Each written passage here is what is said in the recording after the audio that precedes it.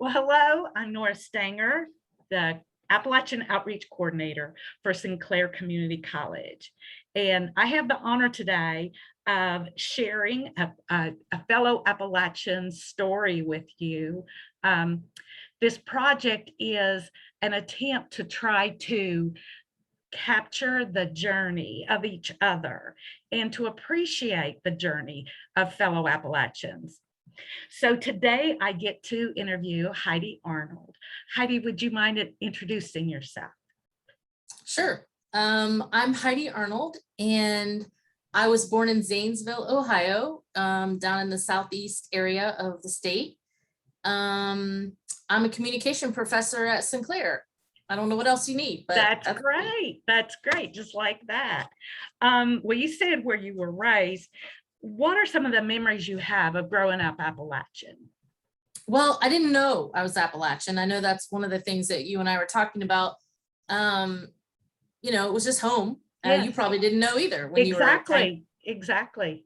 But I have a lot of fond memories. I have a very vivid memory. My friends tell me, I can't believe you can remember all that. And one of the things that always comes to me first is music. We weren't really musically talented in my family, but there was always music in my house. My brother and I were raised by our dad. And so we spent, it felt like every weekend at a bluegrass festival. Beautiful. So somewhere, in the region, somewhere we could easily drive, we would put up a tent. My dad would take a cooler and we'd live by the fire and the music. And that music is in my being. Amen. And when I was older, I tried to walk away from it. People made fun of it. And I can't stop liking it. I can't get it out of me. I don't really follow a lot of bluegrass today, but I'm always intrigued by it. I always listen to the old stuff that I grew up on. Yes. So I have a lot of memories of music. My dad always had music playing, records back in the day, in the car, in the house. We were never without music. I think about my dad owned a bicycle shop. That was his business. And so I spent a lot of time in this hot, unair conditioned brick historic building, greasy, dirty, doing whatever it was he asked us to do. We were doing that before we were certainly even teenagers, being raised by a single dad. We just went wherever he was. Yes. I was trying to think what would sort of be Appalachian.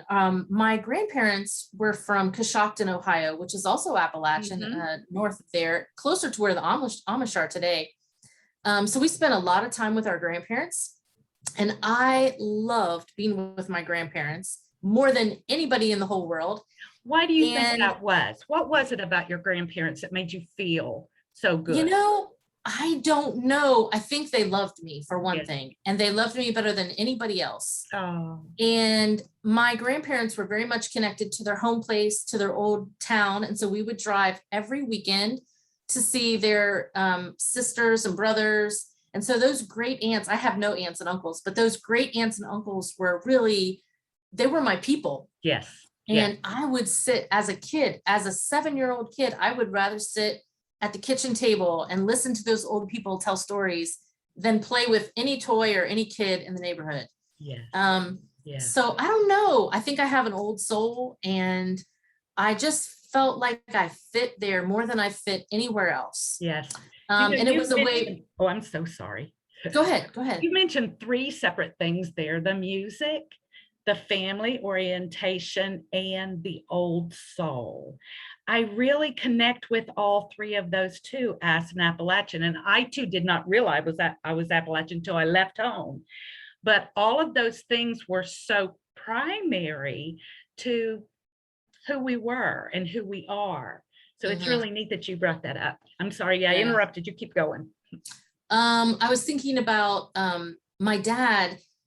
He loved to be outside, and we would, I don't know why, but we would go to the store, and that old story of you just went with a couple slices of bread and a pack of bologna, and we would go on a picnic, and my dad would often take us to a cemetery.